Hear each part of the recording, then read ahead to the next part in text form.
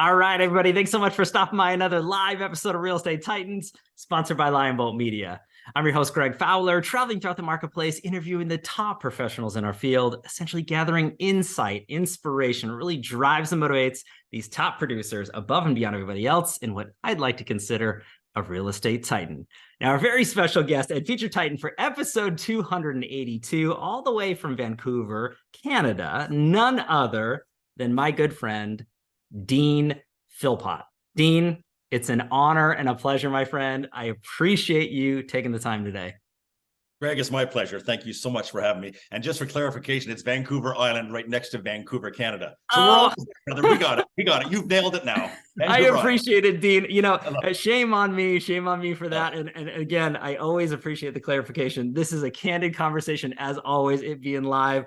I cannot thank you enough, Dean, seriously, for taking the time and just sharing your story, background, who you are as a man, a professional, and just your journey through life. I really am excited for this one, and I know the audience is too. So without further ado, let's just go right into it, Dean, this way. And I want to start with this question, and it always is, you know, my absolute favorite, which is the origin story. You know, who is Dean? Where does he come from? What got him into the business and the life journey that he is up until today? Let's start with that. I know that's a loaded one. Oh, sure. What a loaded question. And again, thank you. I'm honored to be here. You have no idea. So my start, and I understand a lot of the audience is from all over the world, so we'll just keep the general areas. But I'm from Eastern Canada, born in Newfoundland, which is a big island, right? Island off of Canada. And so it couldn't be any further away than I am right now. So I'm born and raised in Newfoundland. I mean, I come from a land of limiting beliefs and Pentecostal mom, right? So that's gonna, you know, lay the station about where I grew up. And so I started out in Newfoundland and ended up as a young man into the mainland, which is like in that Toronto area. And it wasn't working for me. So at one point I flipped a quarter and I said, hey, if it lands on tails, I'm going back home. Or if it lands on heads, or actually it was the opposite. If it lands on tails, I'm going elsewhere. If it lands heads, I'm going to go home. It landed on tails and I ended up in Whitehorse, Yukon, which is right next to Alaska. Okay. So that's where it all started. And I was like in my early 20s. And that's where my life started. And that's where I started getting my life, I guess, experiences. So from there, as a young man, I don't really have a formal education. So anything that came my way was an opportunity. So I started jumping at things, Greg. And that's where my life kind of started. And jumped into being a carpenter, had a construction company. So, of course, hence the whole real estate background with that construction company. Yeah. I went into Alaska and had a U-Haul business, had an old-time photo studio, had a car rental business there. Back in Whitehorse, Yukon, became a carpenter, like I said, that went into building cabinets.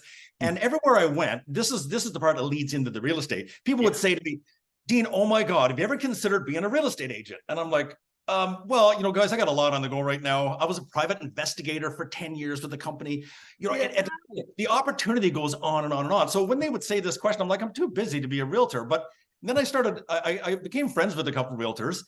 And then I started looking at their lifestyle. I'm like, oh my God, they drive really nice cars. They're always on vacation and they don't particularly work too hard, in my opinion. So I'm like, oh my God, why would I not fit in this category? So then in 1999, I bit the bullet and I took the licensing program and I actually made a deal with the company. I said, well, if you give me an office space where I can run my other companies, I'll commit it. I'll study there all year. No pressure, right? Wow. So I got my license in 2000, Greg. So that's what led up to the real estate. So always been a young entrepreneur, you know, made money, lost money, you know, and the businesses go on. So it was setting the stage for my being an entrepreneur. And I remember one thing, Greg, that stood out. In grade 7, we're back in Newfoundland, we still had spelling exams in grade 7. Can you believe that? There you go. Entrepreneur. And I couldn't spell it. And I'm like, I don't know how to spell that word, but man, it sounds like it's a fit. And that's what's followed me. Dean, the way that you set that stage, incredible, starting from a coin flip, you know, looking at it from that perspective. And you've heard, you know, individuals, you know, hey, let's flip the difference, you know, if buying or selling an item, but flipping a difference on a place to live and to go. What an incredible start. And again, there's no direct path into real estate. You have so many career ventures along the way, learning experiences and perspectives to kind of lead you up to that stage. And that's why I really want to hit this home with everybody who's tuning in. There's not a one size fits all. There's not one clear cut path. Very few people on the show, if any, have said someday, you know, when I'm older and I'm all grown up, that's it. I want to be a real estate professional. It's there's trial and error along the way to find that path to it, Dean. So I love you setting the stage here. So let's talk about 2000. So you're in 2000 now. You're licensed. Where do you go from there?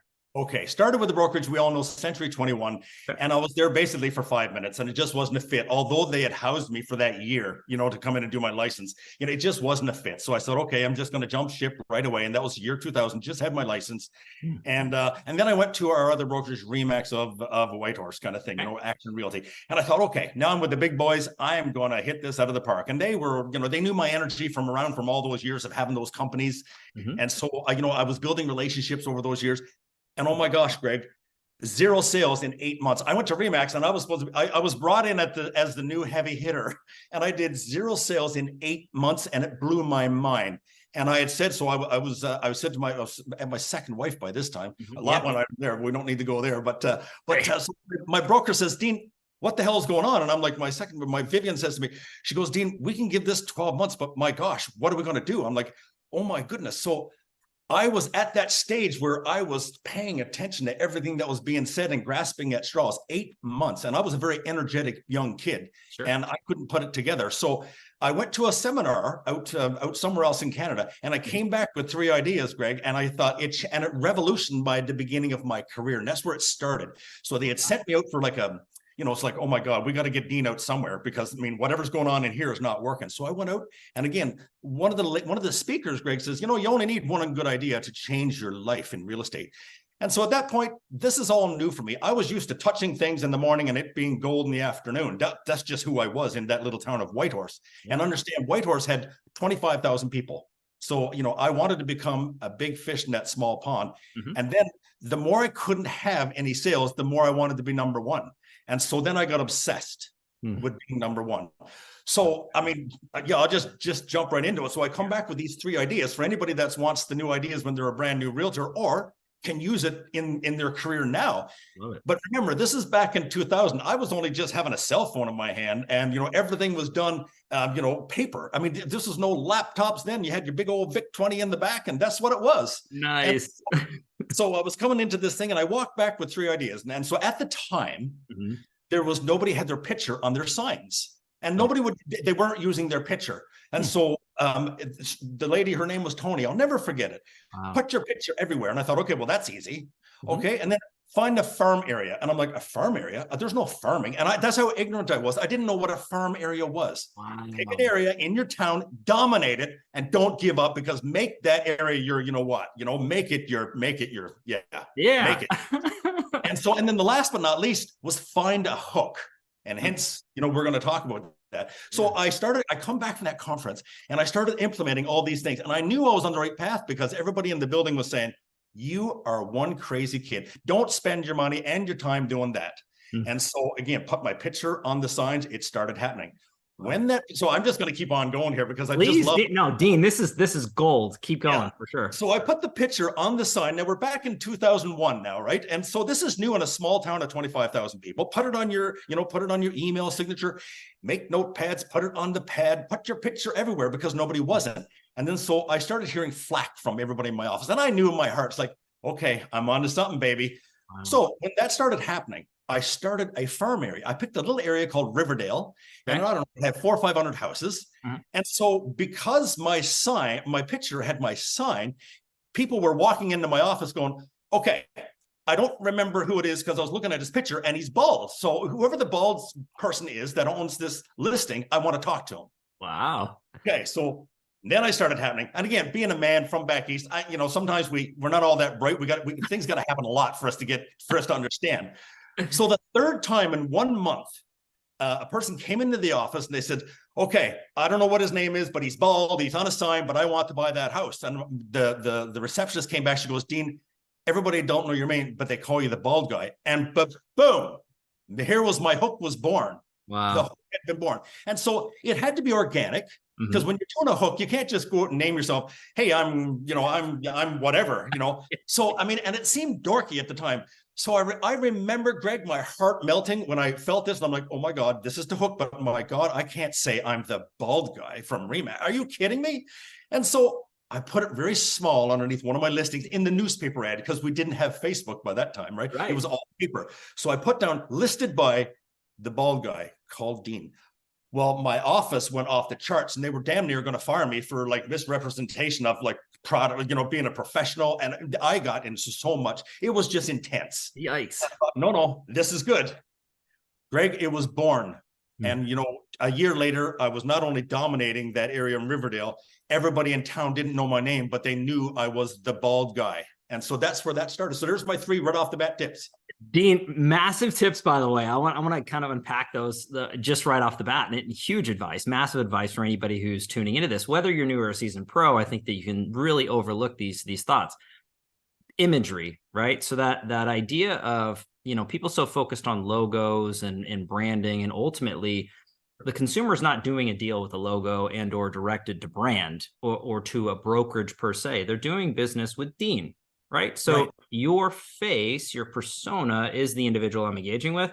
Massive opportunity to then put your brand or your logo, which is your face, in the places that matter. So I think that physically and digitally, that makes a ton of sense. You look at it from a standpoint, which I love this in and of itself. When people say, you're crazy, you're doing these things, when others are not focusing in an area, but you decide to go somewhere else, that's where the most level of capability and disruptance can be, and the most growth for scale. When everybody is going right, you go left, and vice versa. I think that that's huge advice for people to pay attention to trends, what the masses are doing, try to find different ways to go about it. You having a hook, Dean, it's not easy for people to do that. And initially, as you had stated, oh, I don't know if I can, but what an awesome thing. Organically, you said in 1 month, 3 people had addressed you this way. Hey, if it's natural, make it happen. I think that that's just the way to go. So massive advice right off the bat. I think looking into your persona, your individual brand, and your message, I think that that's a crucial way to go about it. But not everybody is as fortunate as Dean to kind of position himself that way, but you can do it now. That's the idea. This is great advice for sure. I believe that in my heart. It's about be who you are to what you do, and you'll always have whatever it is you want. So I believe, that fit with me. I had to sit with it for, oh my gosh, like days. I'm like, oh my God, Dean, are you really going to do that?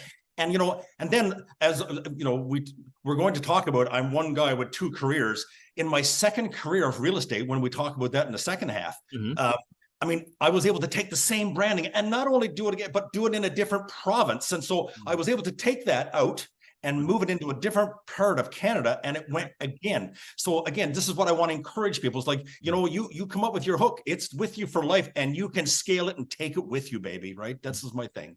And Dean, the fact that it wasn't just in one area that you took and then moved, and that's a concern of a lot of real estate professionals. What do? I build up a database, a sphere of influence, or a notoriety in a certain area. Am I starting over? Am I starting from scratch? The way that I look at that is, you're not starting over, because you compound all the information and the utilization of your career and your mind into that new area. So instead of starting from the beginning, you've got a head start in any geographic location. And if you did it once, you should be able to do it again and again 100%. And again. 100%. So I love that mentality. And there's lots of people that have negative tendencies to limitations.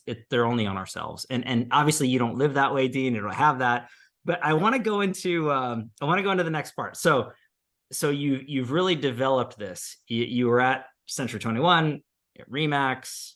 You're really ebbing and flowing. You're building the business. What are the next steps in your real estate career from there, Dean? Okay, there's this is the part, Greg, where it becomes I have no regrets in my career. It's going to start deep when we start that. There are no regrets, because what I'm about to talk about next, I wouldn't be this human that I am today unless I had to go through that. So when I look back and think about what went down, this was part of my allotment in life. And I know, the big guy upstairs looked down and goes, okay, this kid can take it, and this is what we're going to do, so he can be that person when he's 56 years old. Well said.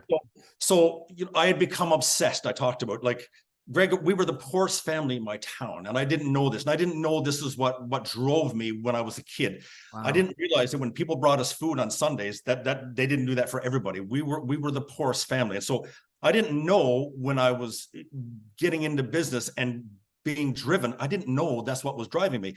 Wow. This weirdness, this obsession of I want to be the best. I want to be number one. And I remember our broker taking us to the Pursuit of Excellence. You know, that's a program up here. I don't know if you've heard of it. It's a personal development, much like PSI or something like that, or, you know, and so it's a whole weekend thing. And all I put on every piece of paper that they ask, I will be number one. I will be number one. I will be number one. That's all. I was obsessed with it. Wow. And so, Greg, the part here was the next portion of my career. By 2003, I was taking off. Now things were going everywhere you look. I mean, it's happening. I mean, I didn't have a name anymore. It was the bald guy. It was busy. I have 2 kids. I'm into my second marriage. You know, life is good. However, unconscious competent is how I describe my first career. I was doing things, Greg, and not asking questions, and I was getting results beyond anybody that I knew or found. And I was just going for it without asking questions. And this whole number one thing, I traded in my soul. By the time 2009 showed up, I had traded in my soul to be that person unconsciously. And I had let my ego started taking over. You know, ego states that I am what I have. I am what other people think of me. I am what I do. And most egregiously, ego says, I am not a part of this universe. I'm separate from God, which we all know we're all one, right? And so, Greg, I had got so lost in that facade of success, and I never had that. And of course, success to me at that point, because I was unconscious competent, I mean, I was ignorant. Success to me meant money. Oh my God! So I can now have a house that nobody in my family ever could have. I could drive. I could send home money to my parents. Buy them car. This whole thing for me was success, but I had begun to lose my soul, and I never questioned it, Greg. That's why I say that was the first career. But Dean, and thanks for sharing that story. It's not what everybody anticipates wanting to go through into a life and to see success financially, knowing that there truly is a trade-off.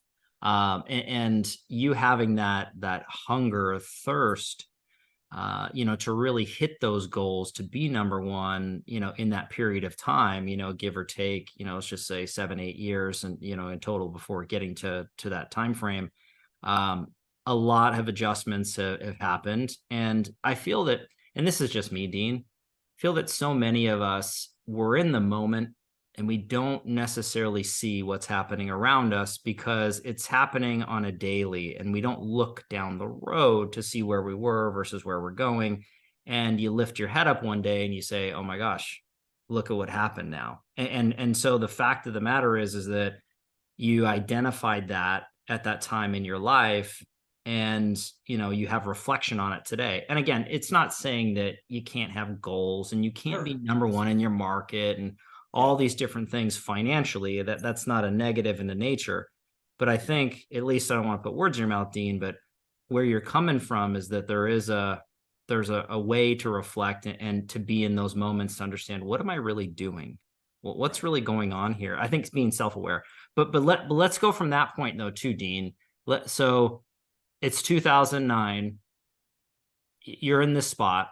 You're killing it financially. You're hitting all the goals. Where are you now?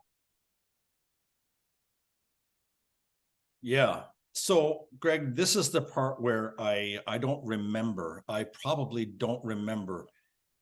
I went through my second divorce in 2008, and I remember, what I do remember is that, you know, my beautiful wife just says, you know, Dean, we lost you. And I remember that, and that was hard. So I thought, I'll do the only thing I know how to do, and I'll go back to work harder, and I won't have to deal with this. So that's what I'll do. Sure. And so I remember taking it up a notch, if that was possible. So I was just completely, I mean, and now during all this, Greg, there is one thing. I mean, there was nobody I didn't have the person in my life to say, Dean, you're out of control, man. And let me give you some examples. Like out of control for me was like, I could be at my kid's soccer game. I'm at Reed's and Kate's soccer game, but I was I was writing contracts for people. I did more business at the kids stuff. It was great. I mean, so I just thought, well, I'm there. This is all I can do. I go for breakfast, and I did, during all this tumultuous, horrible period in my own personal life, there's one thing that holds true. And I'm a great dad. That's probably one of the greatest things I am in my life. And so one of those things was the kids were always number one to a certain degree, like I never, set the habits, because I guess unconsciously I knew that, well, I don't want to lose the kids. And by this time, my first wife was in the past, and I'm just, doing second wife with my kids. So it's like, hey, I'm the guy with the kid baggage, kind of thing to sort of look at it. So I want to be the dad. So I created the habits with them, took my little girl Katie out, held her door every time. So, anybody that's listening that are single dads, I'm going to tell you something. There's power into creating a few habits, even if your soul is on the way to going to hell because you want your career so bad. Sure. But going to those soccer games and writing contracts and taking names, and I could be stopped at a set of lights and write a contract from a guy in the next car. That's how intense this was, and it was great. I was, by nature, everybody thought I was the most fun-loving guy. That was the whole thing. Sure. However, approaching 2009 now, second marriage. Greg, this is the part that's a little uncomfortable, and I'm good because this is what I feel is important, because by this time I wasn't sleeping. So by the time 2008 rolled around, I knew I was going back to work. Mm-hmm. I just didn't want to deal with anything. So I couldn't sleep. So I started this, this beautiful little sleeping pill thing, and that just started. And then during the daytime, well, I couldn't stay awake. So then there's another pill for that too.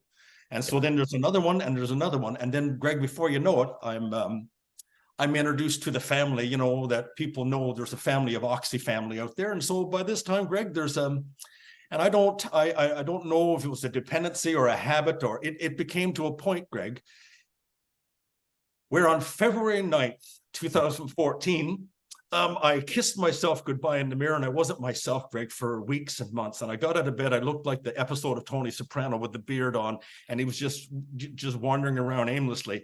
And Greg, by this time, I had overpromised, underdelivered. This was not who I was as a person, as a human being. I remember not having the connections with my kids anymore. It got to a point where I couldn't function. And I remember one morning, and I know it wasn't me, and I wasn't myself, Greg, and I got out of bed one morning and I said, I can't do this anymore. And so I gently walked over to my dresser. If I'm looking at my bed, it's on the left, and I stood in front of the mirror, Greg, and I actually kissed my lips and said, hey man, we had a good run. It was all good. And Greg, I took this combobulation. I took this combination of everything I had in me. And I remember putting in my hands like, I just don't need this anymore. I can't do this. And Greg, this was so not me. And Greg, when I did this, I couldn't get it to my mouth. I couldn't get it. And so my hand shook and I watched it, and I'm trying to get it in because it's done. Wow. And it took it right over the toilet, and it turned it over, and it emptied these medication things into the toilet, and I collapsed on the floor. Wow. That was my defining moment as a human being of why I'm now on the planet. I called for help. I called my neighbor. She came over. I started getting some help. And that's where things started to change, Greg. And so when I look back now, I believe there's so many beautiful human beings as realtors out there. And guys, this happened not because I'm not a nice guy. I'm a beautiful human, and just like everybody else. Yep. I got lost in all this stuff, this weirdness, this buying boats. Greg, I took my kid to Disneyland, came back with a new yacht. I mean, who does this? I needed some therapy. So I was driving in and I called some dealership, and 4 months later, I have a truck showed up that I didn't know I ordered. Greg, I was out of control. And I was not used to money. Remember being so poor? Yeah. Having all this money coming in, you're making $600-700 grand a year. It's like, it was just thrown at me so much where I didn't know what to do. So I just did the unconscious competent thing. Wow. Buy what I thought everybody thought I should buy. And Greg, I got lost. And so here's a moment of definition for me. Mm-hmm. When my friend showed up, in between the time when I collapsed and I'm lying on my floor, I made a deal with God. And I remember looking up and going, I can see the cedar ceiling now, and I can see the window overlooking the trees. Wow. And I said, okay, God, here's the deal. And I don't, for me, it's God, Uda, Bella. I'm, Buddha, Allah, it doesn't matter. I have the universal being. For me, I will just call it God. Sure. And I made a deal with God that day. And I said, okay, listen, here's the deal. You gave me all these resources and I fucked it up, right? I don't have right now the capacity. I don't know what to do. I need some help. If you choose to let me do this thing, I'll repay this debt. And so I made a deal that day with God on that February 14th, 2009. And I made a deal and I said, listen, you saved my life and I'll come back at some point and I will give back whatever you want. Like, just let me know. And so, Greg, that's where this path started from then. That's the new path.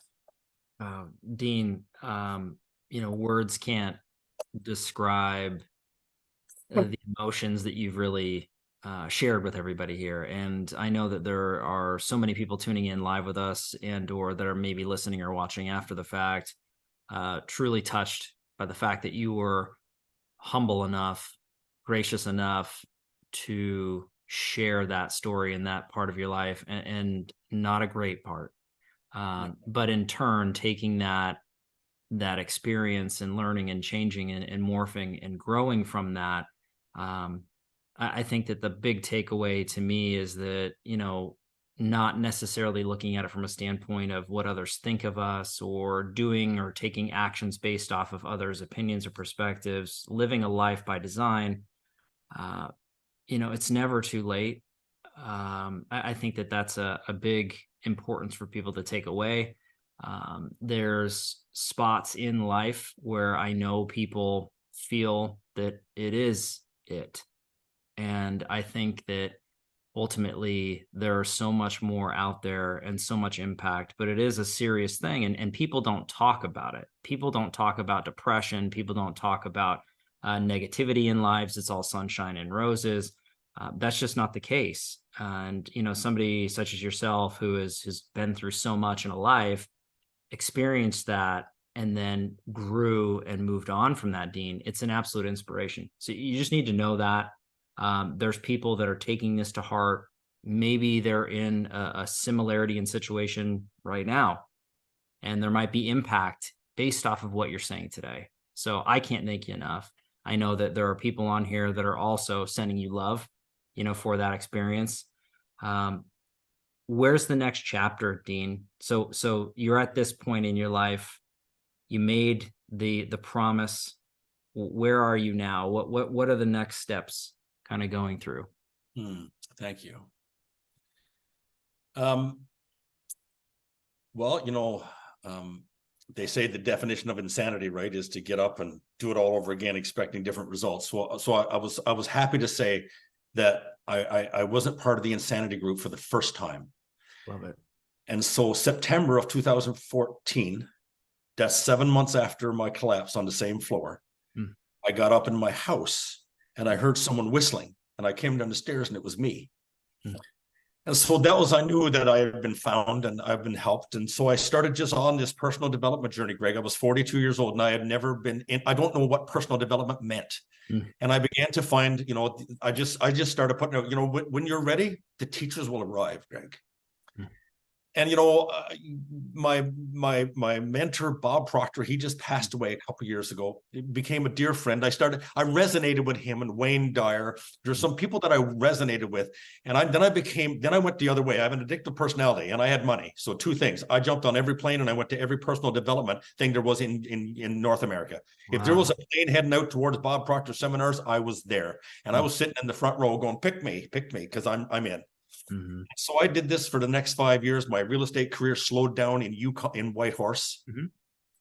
And Greg, I through his mentorship, I decided to combine 300 pages of loose leaf that I had written, and I took it to a lady by the name of Dee in Texas. And we stayed there for a month and we started organizing it. And she says, Dean, I think we got all the makings here for a book.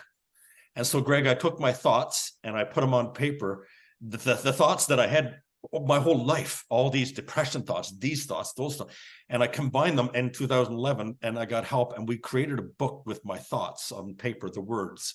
And she was able to coordinate it because what I thought was the beginning of the book, it was the end. And so that's why we need help. So then in 2011, this book got released. And of course, Bob at the time was so gracious. And he says, Dean, I don't do forewords anymore, but we'll see what happens. I called him every Friday for a year. And eventually when I stopped calling, he says like, hey, why'd you stop? And of course, he wrote the foreword for my book and it went on to become an international bestseller, which leads into the next time in my life now. I'm still in Whitehorse, Yukon. Mm-hmm. My son and my daughter by now is traveling in Europe. My son is, going through some high school, dilemmas and whatnot. And we had the opportunity and I was out speaking on the road because of this book became a bestseller. I became a real estate coach and I kind of left my business behind and, I started just letting it go a little bit. And so the bigger thing for me was I didn't even know what a mentor was. I thought I didn't know what it was. So when I found this out and started working with people, surrounding myself with people of like mind, surrounding myself with people that are going to uplift me in this time when I'm absolutely nothing. I have done right down to I lost everything again after that. It went right to nothing. I lost it all again. Second divorce. When I finally dealt with it, it was empty. But I had a heart now, and I could feel okay. We're on a path. Wow. And so when that book came out, I started just getting these calls. Oh, Dean, love your story. Would you come speak? I'm like, come speak? Are you kidding me? Oh my God, I would love to. So that started. And so it brought me down to this Vancouver Island where I live now. One of, the RE/MAX broker down here at the time heard me speak, and it was a disaster of a speech because I was nervous and I didn't know what to do. And I wasn't used to public speaking at that time. And so he called me and said, like, I know your speech was a hot mess train wreck from hell, but he says, I can see inside you got something going on. So he says, I want to bring you down to our company in Vancouver Island. So I came down here. I liked the town so much. I bought a place. 2 years later, Greg, I moved here. Now I'm, 3 or 4 years, not from doing production, got some referral money coming in, but this is where I started. So that's how that transition moved. So when my son came down, we started down here in 2014, started selling real estate. So I went back into the real estate market. Okay. So here's another switch. So by the time we got here and moved here, Reed got set up in his schooling, and I feel okay, we're on the right path. I mean, I'm still a young man, too young to retire. I was getting depressed again. What am I doing sitting around the house? But I can't do this. Yeah. So then I got invited to jump into this brokerage here, the RE/MAX brokerage down here. And we loved it. And I, of course, became friends with everyone. And that's where my newest journey started in. And my daughter then flew back and she goes, Dad, I want to come home. You're no longer in Whitehorse, but I want to come on Vancouver Island and let's do this thing together and let's have a father-daughter team. And that's when I knew, Greg, okay, Dean, now is the time to practice conscious competency. If I'm going to go back into this real estate business, we cannot go from ego. So, Greg, we made a deal with all the agents that ever on board with our team now, because we've grown our team, my daughter and I. We're a heart-centered group now. This cannot be about ego. This is our standards. If you're going to be part of our little bald guy group, let the ego go at the door, because I've been there and I can't watch. I will not. This is going to be, I have to be a good steward of what God gave back to me, which was my life. Mm-hmm. So I had lost my soul, and now it's my time to regain it and put it out there. Wow. And Dean, as you're going through this, I want to backtrack to the book in and of itself, and that kind of really shifted and changed kind of trajectories once again and different paths. So, are you talking about stop wishing, start winning? Is that correct? So, definitely one of those thought processes and relationships to put your honesty and integrity, your mind out there for others to consume and change lives and make impact. That's what this world should be about. Ultimately, it's just bettering the lives and sharing that, the good, the bad, and the ugly. And ultimately, that's just a wonderful thing in proximity. You taking knowledge base and being thirsty and hungry for self-improvement and really taking yourself to another place. All of us should be doing on a regular basis. So I think, again, you're just setting that standard into saying, hey, no matter where you're at, there's always room to get up, dust yourself off, and keep moving forward. I love the fact that, there are people in our lives that see things. And that individual that you'd mentioned, even though, and to your perspective, you didn't do so well on stage, which I'm sure that it wasn't that bad when you mention it. But the gentleman says, "Hey, Dean, I can see it. People can see the heart, the intentionality, the what are you doing and why are you doing it." And I think that that's crucially important to take away from everybody is always put your best foot forward in your effort, but people will see your true heart or nature or lack thereof. Yes. And I think that that opens up and or closes opportunities. What was it like when your daughter reached out, Dean, and that conversation kind of diving, deeper into real estate with one another? What were you thinking at the time? I mean, because I'm a dad, I mean, I'm thinking to myself, gosh, how cool would that be if my daughter wanted to work with me? And you know what I'm saying? So what was that like? Well, I guess, the feeling was overwhelming that I guess I feel so blessed because, they could have went so many different directions looking at my path. Right. And I think my kids see me for my heart and not about the mistakes I've made, or I'm still dad. And when she came back, from her traveling, and she just says, I want to be down here now with you.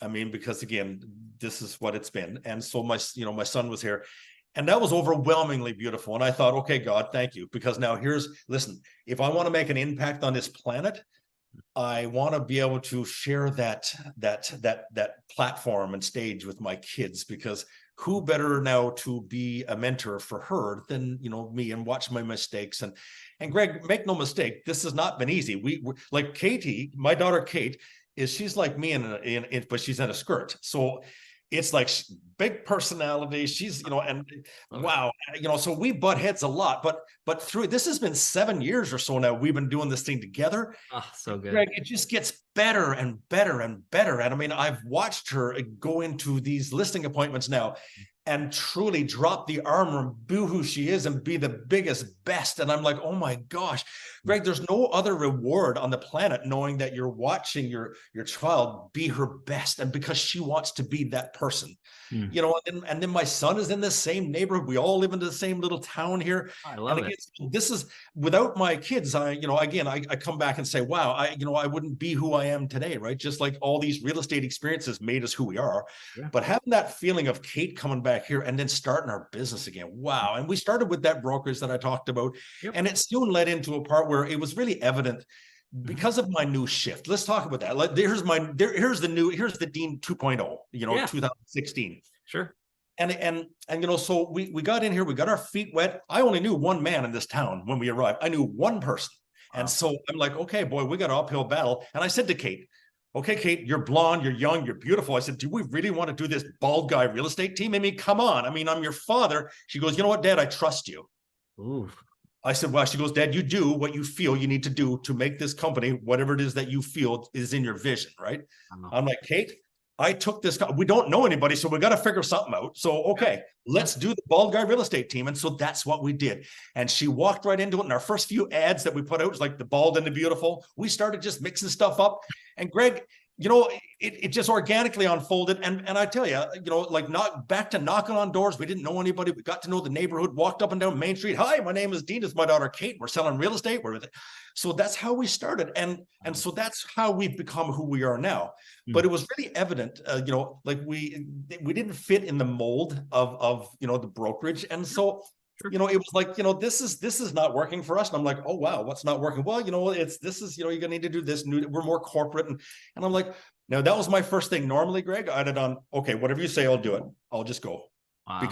But I had to, it took me right back. You talk about the blessing of having some of those past traumas, because it took me right back. It's like, oh God, no. I will not be who I'm not. I will not be something that I'm not. I will not turn into something I'm not. Love it. So, and at the same time, well, then there was, we started getting introduced to some other brokerages that were coming around. And so we decided to switch it up again. And so that was a huge one. And of course, when I tell you how this all falls in place, it'll make sense. And there's no mistakes in this life, Greg. There's just not. I mean, I've had to learn how to accept everything for what it is. And sometimes that's a bit difficult as a person who's rebounding yet again, but knowing that I can make this happen, Yeah. And Dean, as you're going through that journey, and again, I just love the way that you're able to weave words and tell that story, putting us right into that perspective and time of your life. So you're kind of painting the picture, at least for me, wonderful, turning of the page to the next chapter, really compounding off of where you've been and your perspective, what you don't want to do again, but also what you want to do now into the future, family dynamic into it, growth and development. But there's something that just doesn't quite work in this stage or chapter of your life, which is the brokerage. And again, I always say this to anybody. I'm always naturally curious, and I think the audience is too, why someone makes the determination or decision to change a brokerage and to reevaluate their current surroundings or situation. So Dean, from Remax, where you're currently at, where did you go? And why did you go there? What was your kind of putting yourself back into that thought? How are you determining that was right for your stage in that chapter of your life? Well, I mean, again, I've been learning. I still am learning to breathe in these ideas. Okay, where does it sit? So something wasn't working. And I mean, and again, it was a great place. People are beautiful. I mean, it just wasn't the thing. I mean, so because I have nothing, I mean, I learned lots, did lots of good business. It was good, but there was an aspect that wasn't fitting this new Dean 0.0 that wanted to be really going out and being his most authentic self, and especially being able to teach my kids. So that's what wasn't working. So, our assistant at the time, who turned into be a real estate agent after, Heidi, she's very detailed. And I said, Heidi, I want you to take every brokerage that's on Vancouver Island. Let's dissect the hell out of them. And like, where do we end up? Wow. Okay. So I just know we got to make a change. In that same era of time, I had a call from a good friend of mine, from another province, same old brokerage, said, "Hey, Dean, there's a new model out just called EXP." And I'm like, "Dan, I don't have time right now. Listen, we're looking at all this. So I just, Dan, this is good, but I'll look at it when I get a chance." So inundated with emails and stuff like that. But however, the time came when Heidi came back to me. She says, "Dean, I have a plethora of information. So, hey, have at her." She goes, "We're your humble, she's like, we're humbly with you, whatever you decide, but we'll do it as a family and as a team and, everything else." And so at that time, I got on my boat. This is in September of 2018 now. So we're bumping time up. Yeah. Real estate. But September 2018, I just bought a new boat. And so I said, "Oh my gosh, what a great business expense. I'm going to go away and think about business." So off I go. So I took my boat from the Vancouver Island area and I took down to a place called Friday Harbor in Washington. So just outside of Seattle kind of thing. And so as I'm tying up my boat to the dock, this is my goal now, is to go in and research all these 7 or 8 companies. Okay. So good. So I'm on this thing, and EXP happened to be one of them. There was Royal LePage. They're all there. So as I'm tying up my boat, just another guy pulls up his boat. He helped me and I helped him. So 2 days we're sitting on the dock, Greg, and we just started BSing with people, and just, just camaraderie of the dock. And Greg, I've never been one of the person that walks up to a person, "Hey, what do you do?" I think that's the lowest form of conversation, to be honest with you. If I like you, I'm just going to engage with you because of what I'm vibing out with you. Sure. And so it was the same with that guy. And so we never spoke for like 2 days about what we do. And so, end of the second day, he's on my boat. His bride is with him, and we're sharing a glass of wine. And eventually I said, "So Glenn, how do you express yourself to the world?" He goes, "Oh, Dean, cool." He says, "Back in the day," he says, "I used to work for Keller Williams." And he says, "I started the new little company," he said, "called EXP." I'm like, "Shut up. Shut your mouth right there. Shut up." I said, "Are you kidding?" I ran behind my couch. I took out this plethora of information. I'm running through and go, I said, "I'm studying your business model on this trip." He goes, "Put it away. Let's chat. What do you want to know?" Unbelievable. And that's how I met the owner, and we remain friends to now. Glenn and I were on his boat this summer. He's a beautiful human being, and he told me where this business model came from. He goes, went through all that 2008, and he says, "All these realtors are such beautiful humans," but he said they put themselves last. And he says, "You're only as good as your last paycheck." So he says, so I want to build a company that the real estate agents don't get lost. We're not going to end up at the end with nothing, because Greg, you're not a realtor, but the point is, as realtors, when you get to the end of a deal, we'll make anything happen. It's all about what we give in from our heart center. We'll give away our commissions. Everything's like, we want everybody to be happy.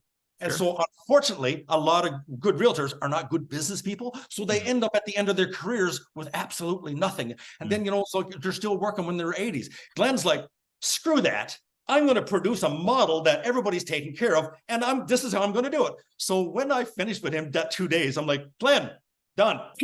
I never read another thing. I came back here, and February 2019, we joined this new business model called EXP. And Greg, it's not for everybody. It helps us, and it's got these different aspects. Now, and the reason why I wanted to jump into that is because it ties in the deal that I made with God back in 2009. Mm-hmm.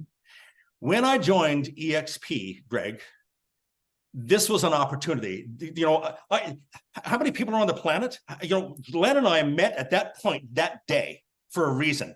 And if I had not met with him, I might not have been there, because who knows where I'd have ended up. That was no mistake, Greg. And when that was so serendipitous, on my way back, Greg, guess what happened? I was hit over the head with a 2x4 by God. And he said, hey, here's the deal. You made a deal with me, Dean. He says, now he says, listen, it's a few years later. You're back on your feet. You're a good guy. And here's the deal. Don't fuck this up. He says, because I won't give you another chance. Here's the deal. Take it on right now. And he says, if you start earning revenue share through that part of the business model, he goes, that is not your money. He says, that money, he says, will go to what it is that you said you wanted to do on the planet. You said to me, listen, get me out of this mess and I'll give back in whatever form it is. Yeah. And Greg, that revenue share that comes in, because I've attracted some other agents, and this is just the way it's a business model. It's Robert Kiyosaki's 21st century business model by Glenn. And so, I've just been me. A few people have come up and asked me. They've happened to join. Some do, some don't. Greg, I have some revenue share coming in, and it's the thing that I'm able to give back with. And of course, with that particular revenue share, Greg, I was given a vision.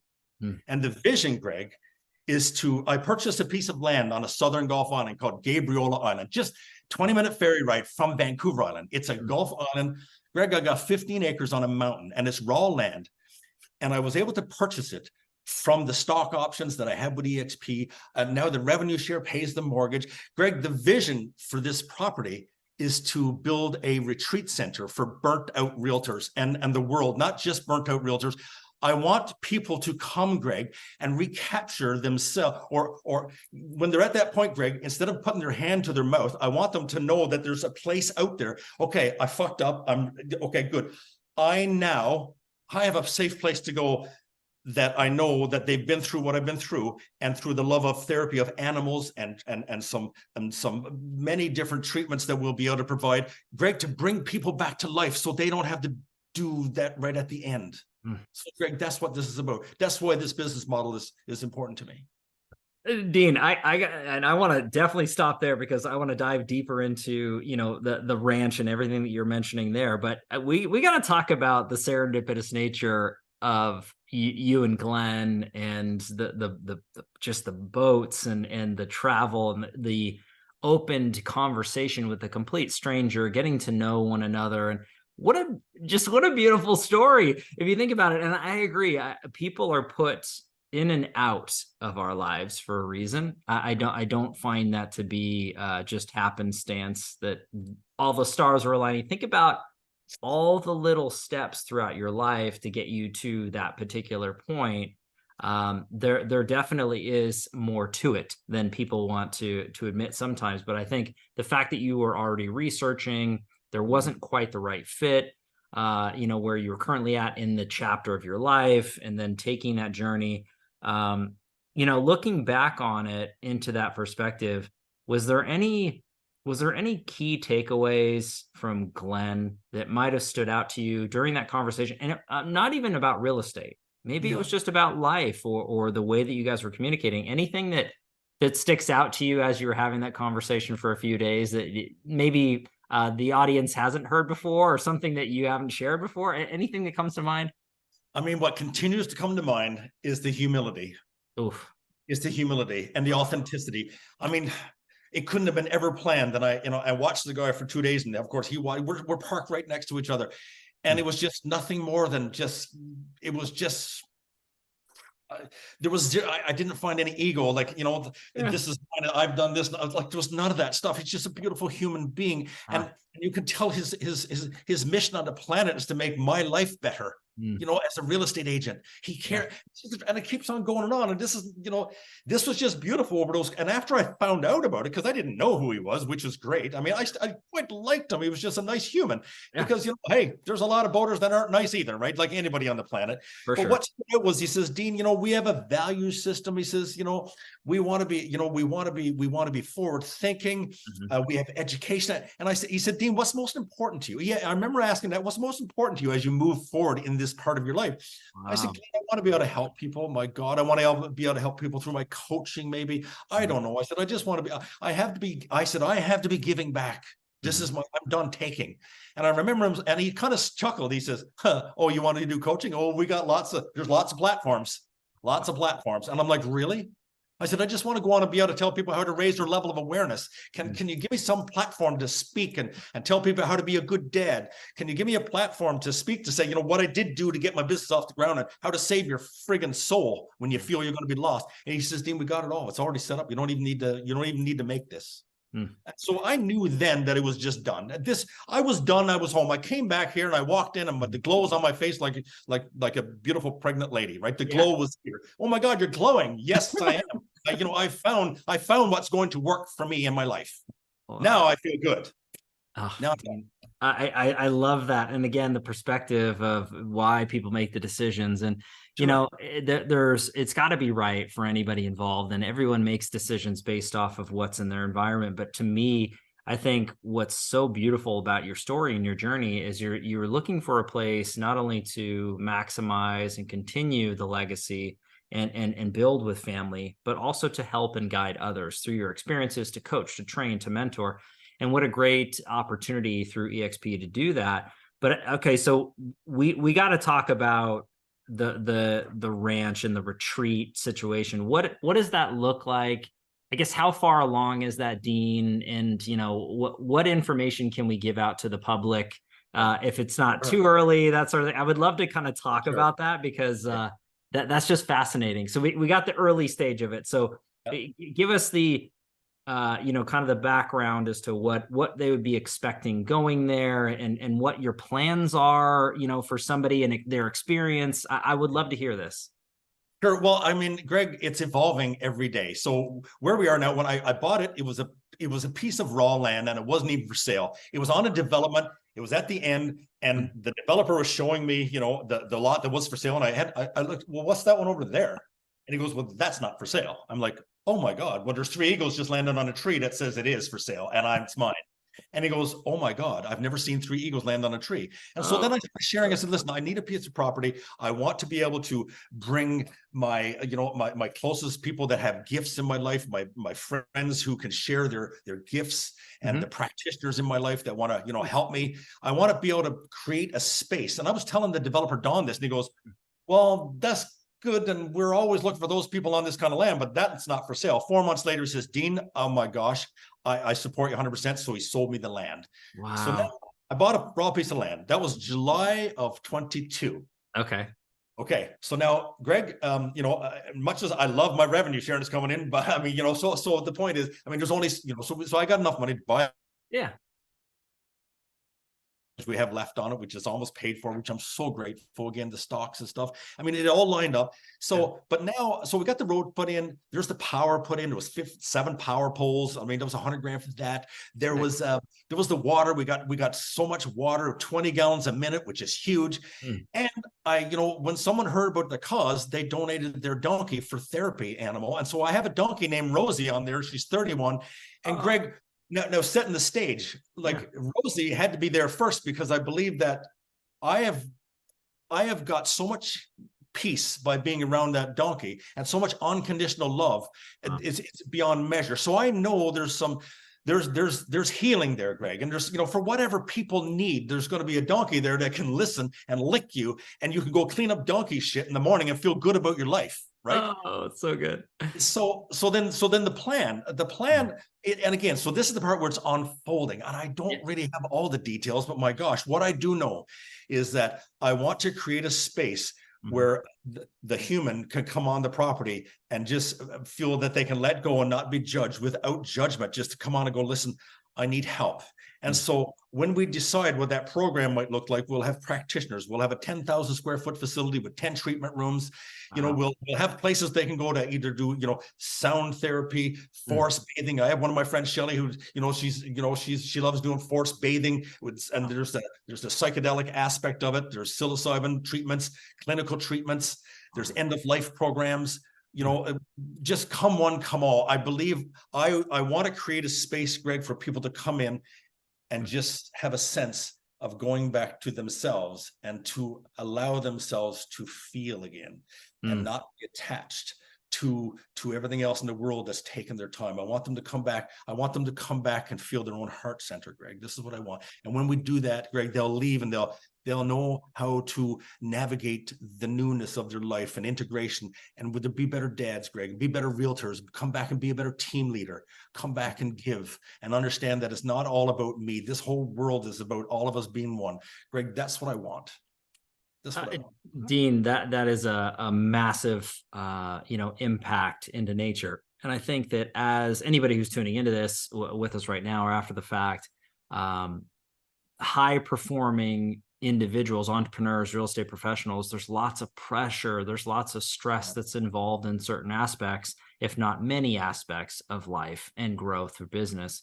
And to take the time to find a place to come back to center, to recharge or sharpen the axe, as they say, I think is a beautiful thing, Dean. And the fact that you're putting this together in such a picturesque sort of setting. And as you mentioned, Rosie, that to me just puts a smile on my face. I mean, who doesn't love animals? And I don't know, for whatever reason, for me, I'm a big fan of ducks. I don't know why, just the nature of just peaceful on just a simple still pond and seeing ducks just kind of floating along almost effortlessly, but you know that there's movement down below.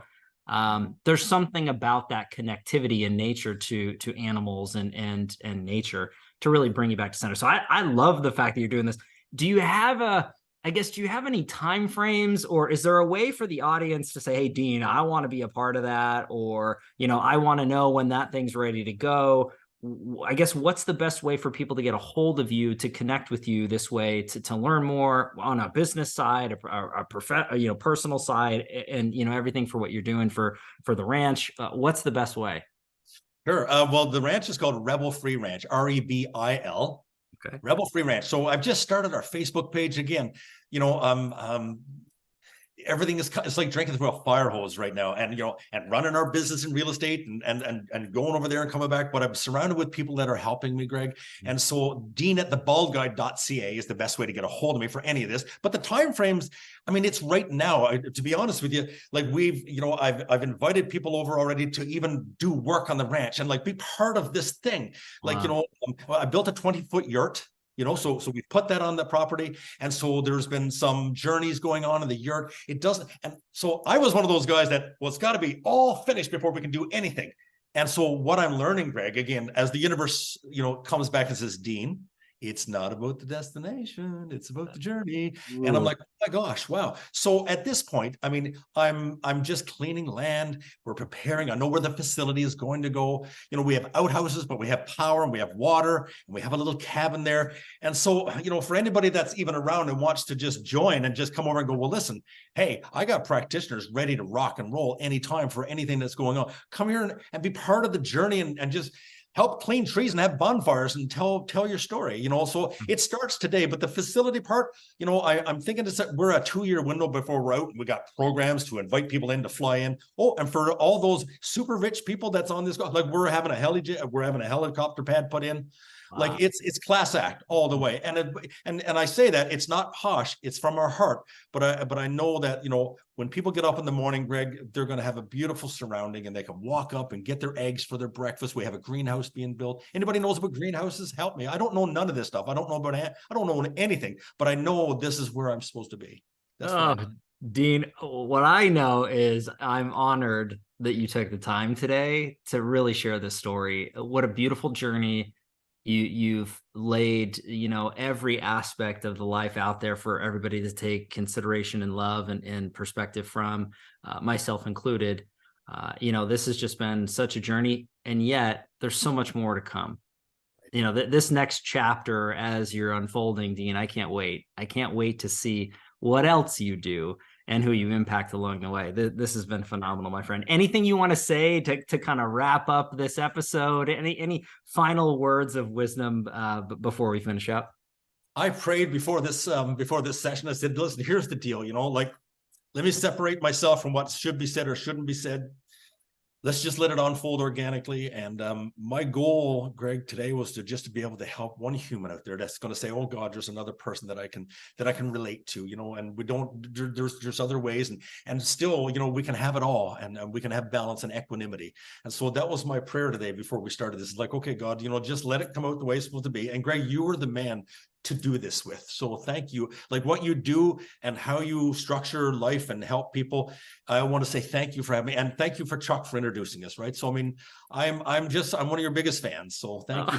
Thank Hey, the feeling is mutual, Dean. And again, this is a two-way street as always, and to have beautiful conversations for somebody who's really showing the characteristics and the humility and the expertise and knowledge base to really just weave those words, Dean.